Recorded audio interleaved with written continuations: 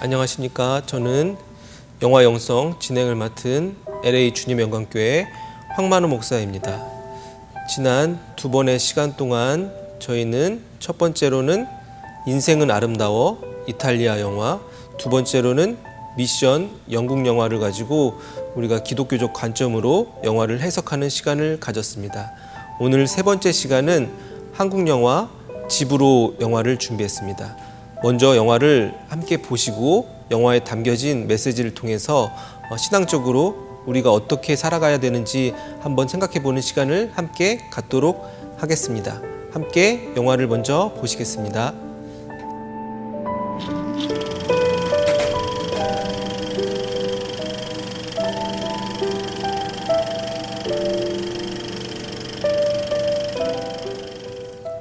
영화를 잘 보셨나요? 우리가 집으로 영화를 통해서 생각해 볼 수 있는 많은 주제들이 있는데 제가 두 가지를 준비해 봤습니다. 먼저 첫 번째로는 침묵하시는 하나님이라는 주제입니다. 어떤 관계에서든지 가장 중요한 것은 의사소통입니다. 서로 소통이 되지 않으면 그 관계는 계속해서 지속될 수 없습니다. 영화 집으로에서 우리가 특별한 점을 발견할 수 있는데 그것은 바로 주인공인 할머니의 대사가 한마디도 나오지 않는다는 점입니다. 하지만 우리 인간관계 안에서도 때로는 대화보다 더 중요한 것이 있음을 우리가 삶에서 경험할 수 있습니다. 영화 집으로의 주인공인 상우와 할머니가 처음 만나는 장면을 우리가 다시 한번 생각해 보겠습니다. 처음 만나자마자 상우는 할머니를 무시하게 됩니다. 그 무시하는 이유는 할머니가 소리를 듣지 못하고 말을 하지 못하는 사람이라고 생각했기 때문입니다. 그런 할머니를 상우는 비난하며 관계의 시작부터 할머니를 무시하는 장면이 우리는 영화를 통해서 볼 수 있는 것입니다. 우리는 이 장면을 통해 신앙적으로 생각해 볼 수 있습니다. 우리는 하나님과 대화할 수 있을까요? 어떤 이들은 내가 하나님의 음성을 들었다 주장하는 사람들이 있습니다. 또 어떤 분들은 본인이 하나님과 대화하였다 말하는 분들을 우리가 삶 속에서 만날 수 있습니다. 그러면 성경 안에서는 하나님의 음성을 어떻게 표현하고 있는지 우리가 창세기 말씀을 함께 먼저 보시겠습니다. 성경을 보시면 많은 인물들이 하나님의 음성을 직접 듣습니다. 그 중에서도 구약 성경에 보시면 육성으로 하나님의 음성을 듣는 많은 성경의 인물들이 나옵니다. 그중 처음으로 하나님의 음성을 들었던 인물이 있습니다. 그것은 바로 아담입니다. 아담이 하나님의 음성을 듣는 장면이 창세기에 기록되어 있습니다. 창세기 2장 16절에 보시면 이렇게 기록합니다. 여호와 하나님이 그 사람에게 명하여 이르시되 동산 각종 나무의 열매는 내가 임의로 먹되 선악을 알게 하는 나무의 열매는 먹지 말라. 내가 먹는 날에는 반드시 죽으니라 하시니라. 이 말씀은 신앙인이라면 우리가 모두 잘 기억할 수 있는 하나님의 경고의 말씀입니다. 하나님께서 인간에게 가장 처음 하셨던 말씀은 선악과 열매를 먹지 마라라는 말씀이셨습니다. 하나님께서 직접 음성으로 아담에게 경고의 말씀을 전해주신 이유가 무엇이었을까요? 인간이 바로 하나님의 뜻대로 살아갈 수 있도록 인도하여 주시는 하나님의 음성이었던 것입니다. 바로 하나님께서는 인간이 이 세상 가운데서 잘 살기를 원하셨기 때문에 인간에게 직접적으로 어떻게 살아라 하면서 구체적으로 음성으로 들려주셨던 것이 하나님의 모습이셨습니다. 하지만 구약시대가 끝나고 나서 신약 성경을 보시면 하나님의 음성을 직접 듣는 성경의 인물들이 많이 나오지 않는 것을 우리가 성경을 통해서 알 수 있습니다. 그 이유가 무엇이었을까요? 바로 하나님께서 예수님을 이 땅에 직접 보내주셨기 때문입니다. 예수님의 입술을 통해서 많은 사람들에게 하나님의 음성이 전해졌음을 우리는 성경을 통해서 알 수 있는 것입니다. 예수님이 부활하시고 승천하신 후에는 그렇다면 우리는 어떻게 하나님의 음성을 들을 수 있었을까요? 요한복음 14장에 보시면 이렇게 기록되어 있습니다. 보혜사 곧 아버지께서 내 이름으로 보내실 성령 그가 너희에게 모든 것을 가르치고 내가 너희에게 말한 모든 것을 생각나게 하리라. 예수님께서는 승천하시기 전에 제자들에게 이렇게 약속해 주셨습니다. 나는 비록 하늘로 올라가지만 내 아버지 하나님께서 너희에게 보혜사 성령을 선물로 주실 것이다. 성령이 나의 말을 하나님의 뜻을 너희 마음속에 생각나게 해주실 것이다 라고 예수님께서는 제자들에게 약속해 주셨던 것입니다. 하나님을 향한 믿음을 가지고 살아가는 우리들의 믿음이 때로 흔들릴 때가 있습니다. 그 이유는 바로 하나님의 음성이 우리에게 직접 들리지 않는다고 생각할 때입니다. 우리가 하나님의 음성을 듣지 못하는 이유가 여러 가지 이유가 있을 수 있지만, 우리의 환경이 어려워지고 나의 삶이 힘들어질 때 우리는 계속해서 우리에게 말씀하고 계시는 하나님의 음성을 듣지 못하고 하나님이 침묵하신다라고 생각할 수 있게 되는 것입니다. 하지만 우리가 기억해야 되는 것은, 하나님께서 우리에게 직접 음성으로 말씀해 주시지 않는다 하더라도 성령을 통해 우리 마음속에 하나님의 말씀이 생각나게 해주신다는 것입니다. 영화 집으로에서 주인공 상우는 할머니에게 끊임없이 불평하며 이야기합니다. 바로 자신의 이야기를 들어주지 않고 할머니의 뜻을 알 수 없기 때문에 둘 사이의 관계가 틀어지면서 상우는 할머니에 대한 비난을 계속해서 하게 됩니다. 이러한 상우를 향해 할머니는 어떻게 반응하였습니까? 끊임없이 몸짓으로 이야기하고 있는 것입니다. 내가 너의 이야기를 듣고 있다. 미안하다는 말을, 마음의 표현을 계속해서 상우에게 하고 있는 것입니다. 하지만 영화 끝부분에 가서 상우는 할머니의 그 표현을 결국 깨닫게 되는 것입니다. 우리의 신앙생활도 마찬가지입니다. 특별히 코로나 바이러스로 인해 우리는 어려운 시기를 함께 지나가고 있습니다. 이러한 시기에 때로는 우리의 기도에 응답해주지 않으시는 하나님을 원망할 때가 있습니다. 하나님은 왜 우리에게 침묵하실까라는 그런 의심을 가지고 살아갈 때가 있는 것입니다. 그럴 때마다 우리는 하나님을 더욱더 붙잡고 내 안에 내주하시는 성령의 음성이 무엇인지 간절히 구하며 기도할 때 우리에게 주셨던 하나님의 말씀이 우리 마음을 통해 생각나게 해주실 거란 것을 우리는 기억하며 살아야 될 것입니다. 이 어려운 시기를 지나는 동안 믿음을 가지고 신앙을 가지고 살아가 하나님의 음성을 듣고 순종하며 살아가 참 평안의 삶을 누리시는 모든 성도님들이 되시기를 주님의 이름으로 축원합니다. 우리가 집으로 영화를 통해서 두 번째로 생각해 볼 수 있는 것은 하나님의 사랑을 깨닫지 못하는 우리입니다. 영화 집으로를 보면 처음에 상우가 어머니와 함께 할머니 집에 오는 장면이 있습니다. 어머니와 할머니의 대화를 통해 상우가 왜 할머니 집에 맡겨졌는지를 우리는 추측할 수 있습니다. 바로 가정의 불화와 경제적 어려움으로 인해 할머니 집에 잠시 맡겨지게 되는 순간이라는 것을 우리가 깨달을 수 있는 것입니다. 즉, 영화 초반부의 상우의 상태는 버려진 상태입니다. 바로 어린 상우에게 고난이 찾아오게 된 것입니다.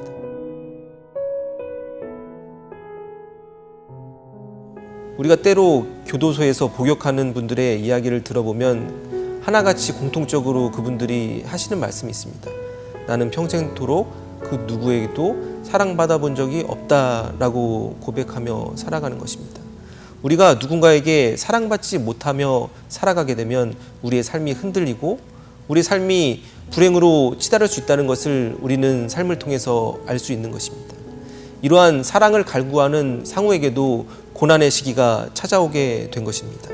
상우가 할머니와의 만남을 통해서 배울 수 있었던 것들이 많이 있지만 그 중에 가장 중요한 것은 바로 할머니가 주시는 사랑을 깨달았다는 것입니다. 우리는 사랑의 크기를 정확히 판단할 수 없습니다. 상우를 사랑하는 마음, 어머니의 마음, 상우를 사랑하는 할머니의 마음, 그 둘 중에 누가 더 큰지 우리는 정확히 알 수 없습니다. 하지만 상우를 사랑하는 할머니의 마음이 어머니 못지 않았을 것이라는 것을 우리는 알 수 있는 것입니다. 저도 개인적으로 생각해보면 그리운 사람들을 항상 생각해보면 할아버지 생각이 많이 나는 것 같습니다. 외할아버지가 주셨던 사랑이 지금까지 가슴속에 남아 있습니다. 우리들 모두에는 할아버지, 할머니에 대한 사랑이 남아 있는 것입니다. 이 영화를 만든 이정양 감독은 영화의 뒷부분에서 이렇게 고백합니다. 이 영화를 세상의 모든 외할머니께 바칩니다 라고 적고 있습니다. 즉, 감독 자신이 할머니에게 받았던 사랑을 기억하고 있기 때문에 영화를 통해서 자신이 받았던 그 사랑을 우리 관객들에게 던져주고 있는 것입니다. 할머니는 상우를 끔찍히 사랑하지만 상우의 사랑을 받지 못합니다. 상우는 끊임없이 할머니에게 욕을 하며 자신이 원하는 것을 계속해서 요구합니다. 배터리를 사달라고 하고 먹고 싶은 것들을 이야기하며 계속 불평하며 할머니에게 불만을 계속해서 쏟아놓습니다. 하지만 영화 끝부분에 가면 결국 상우는 할머니의 사랑을 깨닫게 됩니다. 상우가 어떻게 해서 할머니의 사랑을 깨달을 수 있을까요? 바로 상우가 어려움의 시기에 찾았을 때, 고난의 시기에 찾았을 때 그에게 아무도 없었지만 그를 기다리고 있었다는 것이 할머니였다는 것을 그는 깨닫고 결국 할머니의 사랑을 깨닫게 되는 것입니다. 그 순간 할머니가 나에게 주셨던 사랑이 무엇인지 생각하며 감사하는 마음으로 변하게 되었다는 것을 영화를 통해서 알 수 있는 것입니다. 우리는 이 주제를 신앙적으로 생각해 볼 수 있습니다. 우리가 하나님이 우리에게 주시는 사랑을 어떻게 깨달을 수 있을까요? 우리가 하나님의 사랑을 깨닫기 전에는 우리가 삶 속에서 어떠한 삶을 살았습니까? 바로 세상에서 수많은 사랑을 받기 위해서 노력하며 살았습니다. 이성에 대한 사랑, 가족에 대한 사랑도 마찬가지입니다. 우리가 부모님을 사랑하지만 부모 자식 간에도 그 사랑이 단절될 수 있다는 것을 우리는 경험을 통해서 알 수 있습니다. 이성 간의 사랑도 마찬가지입니다. 내가 아무리 사랑을 받고 싶고 사랑을 주고 싶더라도 그 사랑이 온전하게 작동되지 않음을 있다는 사실을 우리는 경험을 통해서 알 수 있는 것입니다. 우리의 삶이 불행해지는 이유는 하나님이 주시는 온전한 사랑을 깨닫지 못하기 때문입니다. 성경에서 하나님의 사랑을 이렇게 표현하고 있습니다. 요한 1서 4장 16절입니다. 하나님이 우리를 사랑하시는 사랑을 우리가 알고 믿었노니 하나님은 사랑이시라. 사랑 안에 거하는 자는 하나님 안에 거하고 하나님도 그의 안에 거하시느니라. 인간이 깨달아야 되는 가장 중요한 사랑은 바로 하나님께서 우리에게 주시는 사랑인 것입니다. 즉 하나님의 사랑을 깨닫지 못할 때 우리의 인생이 온전하지 못하고 완전한 행복을 찾을 수 없다는 것을 우리는 신앙적으로 생각해 봐야 되는 것입니다. 집으로에서 상우가 할머니의 사랑을 깨닫게 되면서 그의 인생에는 어떠한 변화가 찾아왔습니까? 이제는 할머니가 말하지 않아도 할머니의 마음을 깨닫게 되는 것입니다. 할머니를 걱정하는 마음이 그에게서 생긴 것입니다. 그전에는 할머니가 아무리 표현해도 할머니의 마음을 이해하지 못했던 상우였지만 영화 마지막 부분에 이제 서울로 돌아가야 되는 상황 속에서 상우는 할머니를 걱정하며 할머니에게 편지 쓰는 방법을 가르쳐 줍니다. 바로 자신의 이제 유익보다는 할머니의 고통을 먼저 생각하는 마음으로 변하게 된 것입니다. 아프다, 보고 싶다, 이 내용을 편지로 적어 나에게 보내달라고 상우는 할머니에게 전달합니다. 사도 바울은 하나님의 사랑을 또한 이렇게 표현하였습니다. 로마서 8장 39절입니다. 높음이나 깊음이나 다른 어떤 피조물이라도 우리를 우리 주 그리스도 예수 안에 있는 하나님의 사랑에서 끊을 수 없으리라. 우리는 세상을 살아가면서 때로는 세상 속에서 사랑에 대한 배신을 당하거나 우리가 받고 싶은 사랑을 받지 못하여 외롭고 어려운 시기를 경험하는 순간들이 많이 있습니다. 그 누구에게도 나는 사랑받지 못했다고 내 인생을 자책하며 좌절하며 우리의 인생이 나락으로 떨어질 때가 있다는 것을 우리의 삶을 통해서 알 수 있는 것입니다. 그럴 때마다 우리가 기억해야 되는 것은 하나님께서 우리에게 주시는 사랑은 그 누구도 끊을 수 없다는 것입니다. 하나님께서는 우리를 사랑하시어 독생자 예수 그리스도를 이 땅에 보내주셨습니다. 그로 말미암아 우리와 하나님의 관계가 회복되고 영생 삶이 시작됐다는 것을 우리는 믿음으로 고백해야 될 것입니다.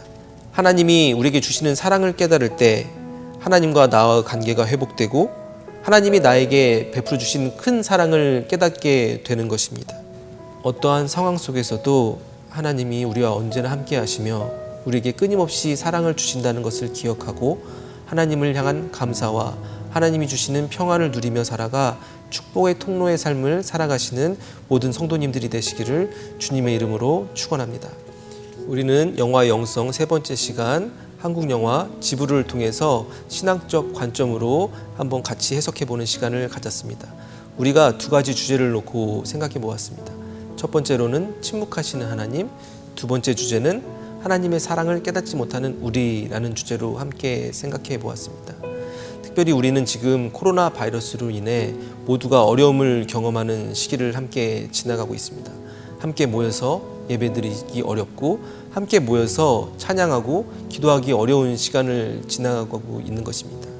세상의 많은 사람들은 코로나 바이러스를 해결하기 위해 각기 저마다의 해결책을 찾으려고 노력하며 살아가고 있습니다. 하지만 하나님을 향한 믿음을 가지고 살아가는 우리들은 천국의 소망을 가지고 우리 눈에 보이지 않고 우리 귀에 들리지 않는 하나님을 원망하는 것이 아니라 하나님께서 약속하셨던, 예수님께서 약속해 주셨던 우리 안에 내주하는 성령님을 의지하여 하나님의 말씀을 기억하고 하나님과 동행하는 삶을 살아가야 될 것입니다. 이 어려운 시기에 믿음으로 잘 극복하여 하나님이 주시는 참 평안과 소망을 누리며 살아가 하나님께서 우리에게 주셨던 그 사랑을 우리 이웃에게 잘 전하며 살아갈 수 있는 축복의 통로의 삶을 살아갈 수 있는 모든 성도님들이 되시기를 주님의 이름으로 축원합니다. 그럼 다음 시간에 다시 뵙도록 하겠습니다. 감사합니다.